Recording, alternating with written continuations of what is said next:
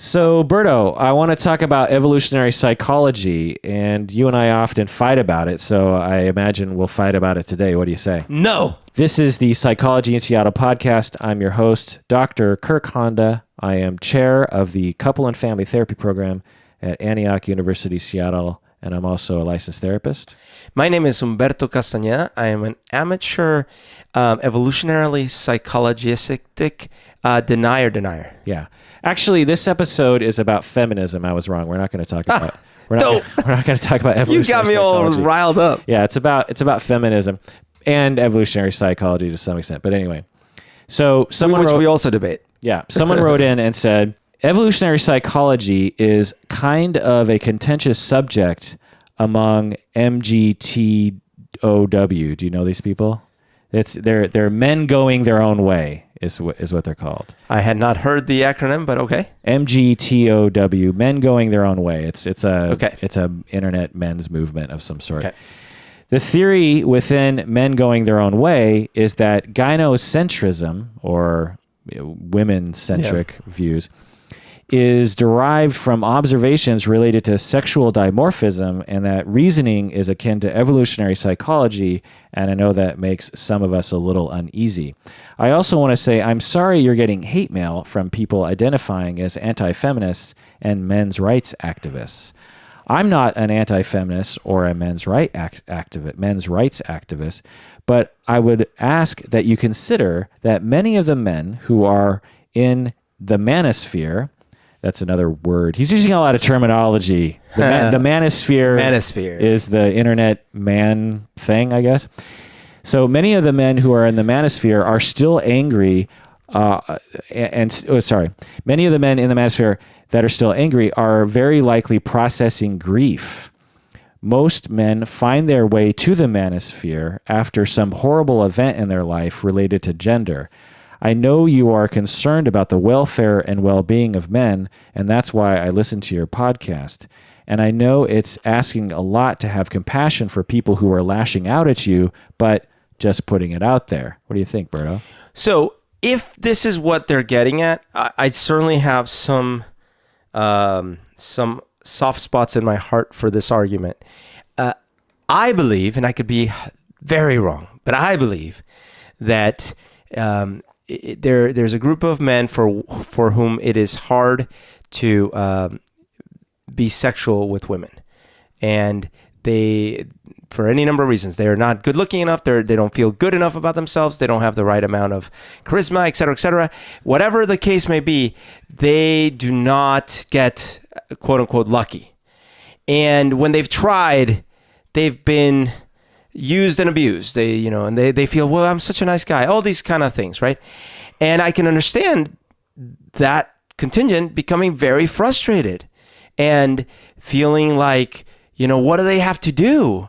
And they seem to have to be perfect men and all these things. So I could totally understand, especially if they've been cheated on or broken up with and stuff, that they would be angry and hurt, and they would maybe turn towards the dark side of that equation, which would be like, yeah, women do suck and all these things. And there's a gradient there. So if that's what this is alluding to, I could certainly feel like we should have a conversation about, yeah, well, what are the triggers for someone to say that they are upset at women, or that all women are this or all the women are that? And many of those might be people that are hurting, or they might have had bad experiences with women or whatever.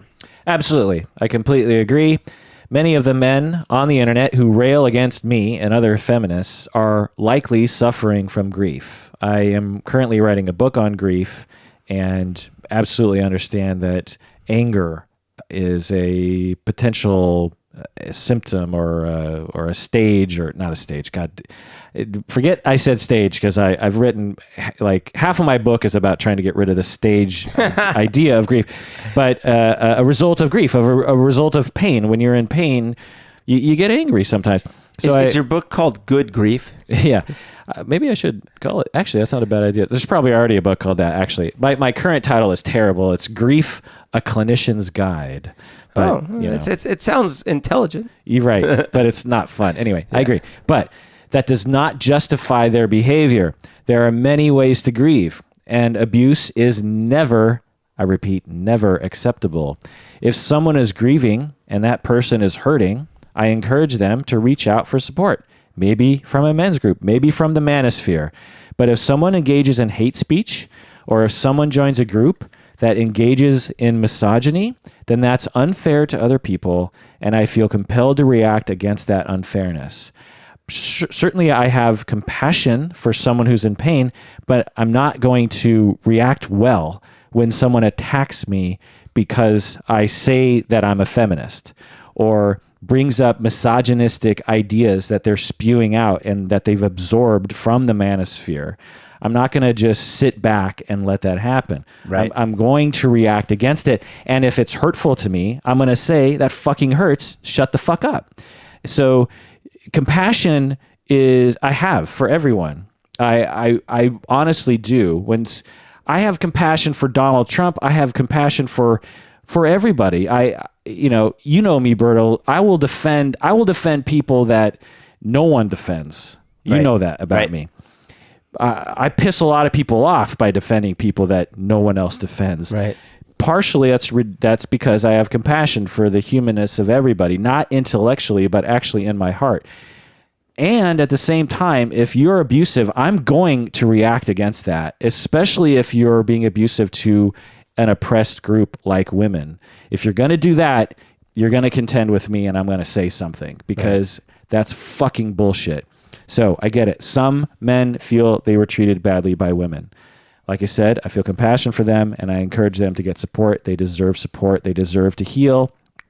But I do not abide sexism or any kind of mean behavior. For example, if I was unfairly fired by an African-American boss, does that justify me engaging in racist behavior against African Americans? Nope. No. And if I was to do that, should people attack me for being racist? Yes. And not physically, but yes. Well, whatever is fair as a reaction. Yeah. So when men in the Manosphere and on the internet attack me or women, I'm going to react against that, and I'm not going to tiptoe around it because it's bullshit. It's not right. Yeah, I think I totally agree. I think what one of the problems that really goes unaddressed, untalked about, everything, is we have this myth, like we think we have a society that's like well organized and structured so that everyone has a fair shot at life. And because we're in this modern world and everyone's got like a TV and a bathroom, it feels like, yeah, I guess that's kind of true. But here's the fact. Who learns what it's going to be like to be an adult in the world, especially like an adult in relationships, an adult in sexuality? No one really learns these things. If you took a sex ed class, it was all about the mechanics, right? Believe me, I've been forced by school districts to teach these curriculums. Right. And it's actually not even the mechanics. They don't even teach that. They teach the diseases. The diseases, right. And so what are you to do? So you're an awkward teenager, male or female. You're an awkward teenager. You're growing up, and everything you see around you, media and everything, it's this promise of like, look, at some point you know the hero of the story becomes cool and gets like the hottest of the opposite sex or same sex, whatever it may be, that you want, right? And so then you're growing up with this myth, and you're like, well, I don't know what I have to do, but that's certainly going to be my story because I'm the hero of my story. And then what starts happening is all of a sudden you start getting all these disillusions because like, oh man, my prom didn't go so I didn't go to prom, or well, I got dumped at prom or whatever. And then I'm in college and I don't know how to talk to anyone. And Joey, my buddy's got this great looking girlfriend and I can't get a girlfriend or boyfriend, whatever it is. And now pretty soon I'm fairly upset at the world and disillusioned, and no one ever gave me any tools to deal with any of this. So to your point, now what do I do with that? Well, I was told a lot of rules that I should not be breaking. That's for sure. But I wish that I was also told that women are lesser than men. In a lot of ways. Right. And I was also told that and shown that women are man's possessions. And so how dare women not give themselves to me? I think that's even, I think that's that even darker segment of this whole thing. Dark and common. Yeah. Yeah. Common. I've seen the gray part of that, which is the how would I say it? It's not so much that women are it's owed to me, but it's more like I'm giving up on women because I don't seem to be able to do anything with them. Men going their own way. That's the premise of that. Yeah. Fine. You know, if that's your choice and that's or phase in life, whatever. So what I want to do is I want to have like this But aggressive conversation with society that's simultaneously stop those horrible behaviors and things you say and do towards these oppressed groups. And what the hell are we going to do to like educate ourselves better and train ourselves better? Oh yeah. To your point, sex ed, perhaps the only conversation that we have explicitly about relationships is about diseases and about how horrible relationships can be. We should be talking half, in my view, in schools about relationships, self-esteem. Right. What do you do when you get rejected 5 times by the girls that you fall in love with? What do you do with these feelings? How do you ask for support? How do you cry? How do you when you're a hot girl and 10 guys are hitting on you, how do you reject them nicely? Yeah. How do you tell them early that you're not interested? There are so many things that can be helped that we don't even touch because we're backward idiots that spend 13 years teaching kids about math. You know, you and me, Berto, we love math. You were a math major in college. I wanted to be a math major in college. I decided not to be, but I was close. Yeah. I don't think we should be disproportionately teaching math up here and relationships almost nothing. Yeah, seriously. Oh, and by the way, what do you do on a daily basis? Math? Right. Or relationships. So here's part of this. You were saying like how to react when you get rejected 4 times. Okay. One of the things that's so uncomfortable and never gets discussed or addressed is you are not a beautiful snowflake. Yeah. And the problem is, of course, we don't want to discourage people from having self-esteem and things like that. And I totally get it. Yeah. So how do you balance that with the problem is that everyone kind of gets this little myth in their head that it's like, well, I'm like the special little one and I'll be the hero of my story. Well, and the thing is, yes, you're right. And the answer to that is developmentally appropriate narcissism is an understanding how to facilitate that. Mm-hmm. As we age, every year we realize how insignificant we are. Right. I'm 45 right now. When I'm 90, I'll realize I'm even less significant than I feel like I am now. By the way, I need to take a picture. Hold on. Why? Because the way you're do exactly how you were. Put the mic right in front of your face. Yeah. Okay, what am I doing? You look like a doggy because you have the ears right here and the nose of the microphone. Nose, yeah, that's good pod. That's good pod right there. Okay, let me go on with the. I just showed him the picture. You got to post that. Yeah. Okay, so, all right, another email from another person to me in response to the Elliot Rodger episode. There's a lot of Manosphere people that will respond via the Elliot Rodger episode because to some extent Elliot Rodger is at least a person of interest to the Manosphere, but for many he's like a role model in some ways, in the not necessarily in the murders but in the way that he talked about things. He's almost like a martyr to some of these people, which is just a scary thing when you think it is about it. Because imagine if his psychology hadn't been like psychopathic or whatever it was, and instead same kind of like ability to speak in this weird charismatic way, but actually had been like, you know, let's grow from this, you know, and like applied it for good. And like, let me start a support group for men to talk about how we feel. Okay. Yeah. So this is the person, Drew on the internet wrote, okay, so I must share this. I respect you as a professional. And I like to think that I know a little bit about psychology because of my own education. But I do not understand why you are so focused on feminism. Why, in many of your podcasts, do you call yourself a feminist? And why does that matter? What purpose does that pose? But with that aside, I enjoy most of your podcasts. What do you think about that, Berto? I can understand. I can relate to. I have been in my own personal journey for years where at different times I get rubbed the wrong way by labels like that. Like, oh, you're a feminist? Well, what does that even mean? Or you are, like, here's a simple example. And these are things that I've had to like grow and expand my thinking on. Just recently, there was the gay pride events. Yep. And there were folks asking, well, why not straight pride? You know, where's straight pride? And then there were legitimate questions all over the board.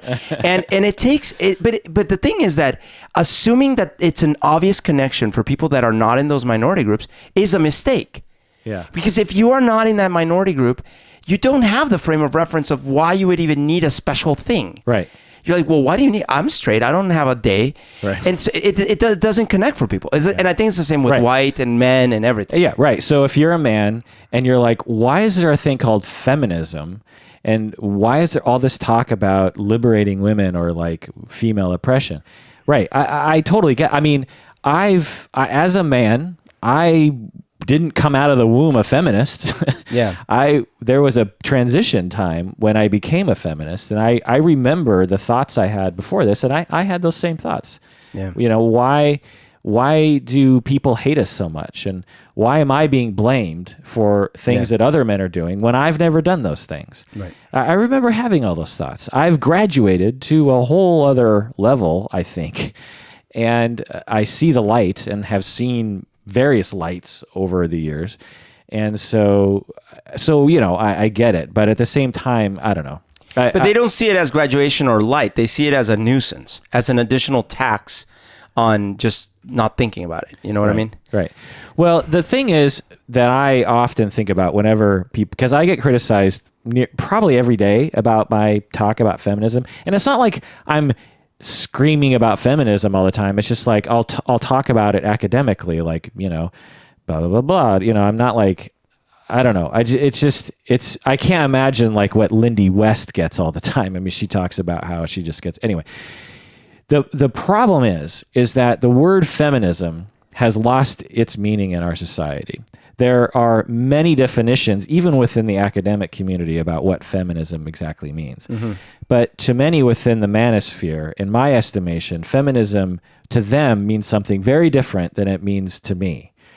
It does not mean, for instance, the following things, which I think in the manosphere they think feminism means. Feminism does not mean that men are evil. It's not the propagation of the notion that men are evil. It also does not mean that men should be subservient to women, which is what a lot of people in the manosphere will say. It's like, oh, they're just trying to make us subservient. It's like, no, that's not what feminism is. If someone's trying to make men subservient, I don't know what to call that, but that's not feminism. It's also not a propagation of the notion that women are better than men. It's not that. Basically, people in the manosphere or anti-feminists will create a straw man or a straw woman, if you will, a fake representation of what a feminist is, and then they'll attack it. When I'm always thinking, like, you don't know what a feminist is. If you're upset at a woman who is treating men unfairly, then fine with me, you know?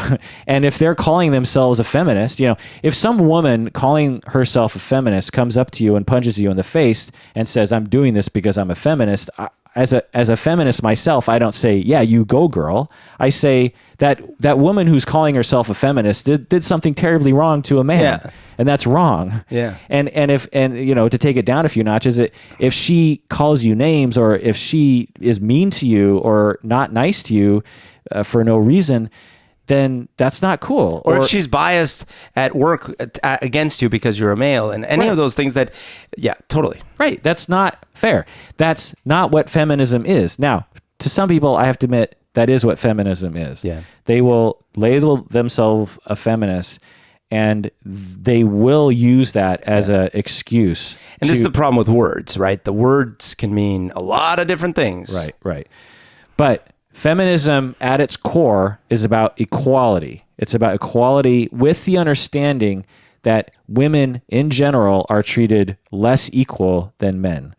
That's why it's called feminism. That's why we don't call it equality. And there are equality movements, human rights movements. But the reason why in gender we use the word feminism, because in our society, to this day, empirically proven, by the way, that women are treated lesser, they're paid less, their opinions are considered less important, they're considered less intelligent, they're considered somehow, if they assert their leadership, they're bitches, whereas men do it, then they're strong. There's a lot, it's just across the board, you name it. There's just so many different personality traits and so many different experiences in our society that are related to gender, and most of them are disadvantages for women. This is not to say that there aren't disadvantages for men. This is also not to say that men are not also oppressed, because they are. Men are made to feel like they need to be the breadwinners, or else. They need to be tough, or else. They need to be physically strong, or else. They need to take charge, or else. They need to never have emotion. They need to never cry. They need, this is also oppressive to men. That's men right. are also treated like shit, but women are treated more like shit. Yeah. And are there advantages to being a woman? Yes. Women are more allowed to cry than men are. As a man, I'm jealous of that. I wish I could be a woman so that I could get away with more emotional expression without people judging me. Women are more allowed to have lesbian relationships than men are. So, it's not as if there aren't unfairnesses against men. That is not to say that there aren't more unfairnesses for women, especially when you take into context the entire world and the history even of our own society. Yeah. So, Drew on YouTube, that's why I talk about feminism a lot, because I consider it my responsibility to fight for equality for everyone. Women are treated unfairly in our culture, along with non-white people are treated unfairly, uneducated people, short people, disabled people, unintelligent people, people with a southern accent, people who don't wear the right clothes, poor people, people who are too young, people who are too old. All of these groups are generally treated worse than other groups, and I consider it my responsibility to do what I can to reduce that suffering. That's why I call myself a feminist. So if you're cool with that, which I'm guessing you are, if you have half a heart, then you can also call yourself a feminist. You know what I'm saying? Part of this is also triaging our problems in society. The whole issue with why is it Black Lives Matter? Why not all lives matter? It's like, well, of course all lives matter, but that community's trying to triage around one specific bleeding sore. Yeah. And if you can't recognize that there's a problem there, well, that's your problem. So I always find that if humans had a better sense of the long term, we wouldn't have so many of these problems, right? Because you could see we don't have to suffer in this way for 600 years. I think that's part of it, but I think it's also a product that especially today, I think there's this hashtag culture. I know I'm sounding like an old person, but it's like you say Black Lives Matter. Well, does that really encompass like the message you're trying to get across? It's a label, but it does, in my view, it does not describe what we're trying to say. Yeah, but so it needs to be followed up, and people and white people need to listen. If you have a problem if you're like, hey, what about all lives matter? Well, it's possible that you're not really getting the point. Well, but I think it's the same with feminism. That's my thing, is like feminism is a word. All Black Lives Matter is a couple words, but it's a label, right?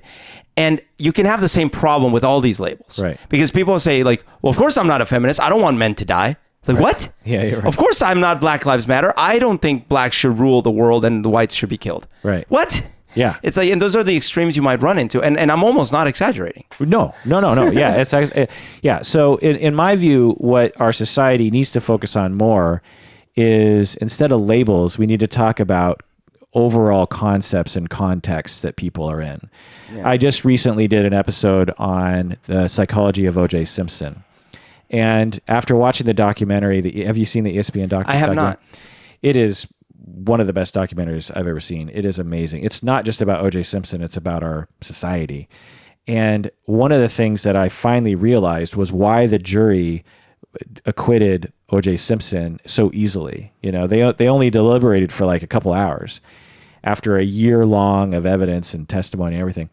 And most people, even today, consider those 12 jurors to be idiots. It's like, oh, they're a bunch of biased black people that just, you know, couldn't see the forest through the trees, or just refused to, and many people think that they were just doing it as retribution, you know, and some of them were doing it for retribution. I watched the whole trial. So I was addicted and traumatized by it. So I know that it was a complete failure on the prosecution's part, not the jury's. Right. Well, so the prosecution had some problems. The defense was very good. Very good. About chipping away at each, you know, the DNA evidence, the gloves, But even when you take into consideration that the prosecution didn't do that good of a job, there was such a mountain of evidence, and everyone agrees now that he should have been, you know, found guilty. But even the lawyer Shapiro. Oh, really? Yeah, he gave an interview on CNN or one of those, and you know, of course he didn't say, "Oh no, he's guilty." Of course not. It's just that the closing statements that he made during the interview were like, "Listen, I feel that legal justice was done. Now, as far as moral justice, that's something I haven't discussed even with my wife." Right. Yeah. Right. So, and all the experts agree. All the, you know, respectable experts agree that he did it. You know, even his close friends are now coming forward and saying, "Yeah, he did it," or "I think he did it." Right. Yeah. So the issue that I learned, and as I watched the ESPN documentary, I could feel my brain like understanding the social and cultural context of that jury, of those jurors, was a history of the Black Lives Matter issue at the time was so specific to, and LA was so specific, and these court battles with the Rodney King, and then there's this other case with this 17-year-old girl who got shot, and the person who shot her didn't serve any time or something. And you just had this group of people who were disenfranchised with no way, and they had tried all these other ways of like fighting back and like saying, "Hey, the cops are not treating us fairly, and hey, the cops are planting evidence. We know that they're doing that, and no one is listening to us. And oh my God, we have this videotape of them beating Rodney King over several minutes. Finally, we're going to have justice because we have it on videotape. Surely society is going to do something now." And then they didn't, and then riots happened, right? Right. And the riots didn't solve anything. That just caused perhaps even more racism and more police brutality. And then you're on a jury where this black man is being framed by white cops, and you have this, you know, one of the most known racist cops, Mark Furman, of all time. And he's even recorded talking about how he would frame black people, and, you know, and how horrible he would treat people. And when you consider the possibility that Mark Furman and others could have planted the evidence, then the whole case just goes out the window. Yep. And you have an opportunity for the first time in your life to stand up for your community and your people and your family and say, "No more. I have the power to draw the line here." And we've tried to establish that line legally before, and you kept just stepping over that line, just never giving us justice. I have a good excuse. Look at the prosecution. They screwed up. Look at the defense. They poked holes. I'm going to draw this line happily, and I'm only going to take 2 hours of deliberation to think about it. Right. So in that context, when you watch the documentary, when you see it through a particular lens, you get a very clear picture of what that was for those people. Yeah, that makes sense. It's too bad that they couldn't see that doing the right thing should always trump those things. But so it's interesting you say that. What is the right thing? Now, in the job of a jury, they're supposed to just look at the evidence and not think about the cultural context, right? Yeah. But no. Yeah, actually, no. And that's why I was saying the prosecution screwed up. And actually, you're right. I forgot that was my point, is that I actually believe that if they had deliberated for long enough, they might have concluded still that they can't convict because you have to have no reasonable doubt. And it was kind of impossible not to have some reasonable doubt based on all the screw ups. and the cultural context. But that's the part where I wish we would be perfect robots and ignore those parts. Well, if we were perfect robots, there wouldn't be I know. the abuses. I understand. So in other words, it's impossible to expect that specific peer group to not be influenced, and that's a flaw perhaps in our justice system. Or a good thing, honestly. I mean, it's we can debate that whole thing over and over again, but for the first time upon watching the ESPN after, and really thinking about it, I actually thought that it was a good thing that the jury actually sided the way that they did. Yeah, I mean, it's obviously wrong. It's obviously, if I was on the jury, I'm guessing I would have been like, he's guilty because there's so much blood everywhere, and he has the shoes and the glove and the hat. But DNA evidence seemed like voodoo at the time. Yeah, but the shoe, I mean, the shoe would be enough to convict anyone. Didn't he live there? No, he didn't live there. He killed. Well, he would come by every now and then. Yeah, at that moment. You know what I mean? Here's what I'll say, though. Just like I would not excuse a group of white men letting go Mark Fuhrman after a brutal crime because their cultural bias, blah, blah, blah, I certainly would not forgive them if the only reason for... But that's different. White people are privileged. I just don't... I don't want to give any legal excuses because of your cultural context. Well, I only want to say that if they concluded based on the confusing evidence and seed of doubt that they can't convict him, absolutely. What they shouldn't do is say, well, it was a white woman, so we better convict. They should definitely not do that. Well, let me ask you this. Let's say there's a way that you could lie. Let's say that, what's something you're passionate about? Music. In our system. Well, something legally, like... legally. Some Okay. kind of like Donald, let's say you don't like Donald Trump, right?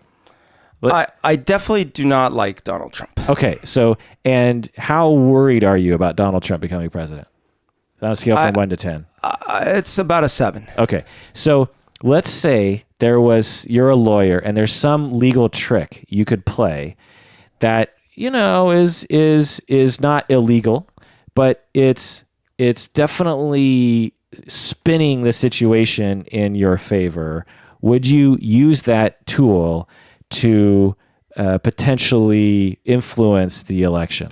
Yeah, as a lawyer or a political activist, I would certainly use legal tools at my disposal, even if they were a little questionable. Okay, so you're not actually going out and knocking on doors and trying to convince people not to vote for Trump. You're not doing the regular political game.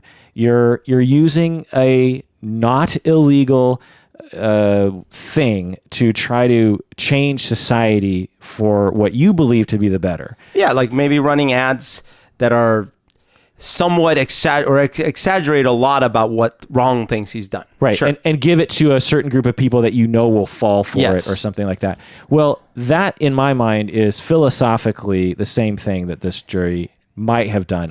They interviewed some of the jurors on the documentary, and they basically kind of said this, that they were drawing a line not only just for this case, but for the police force in LA.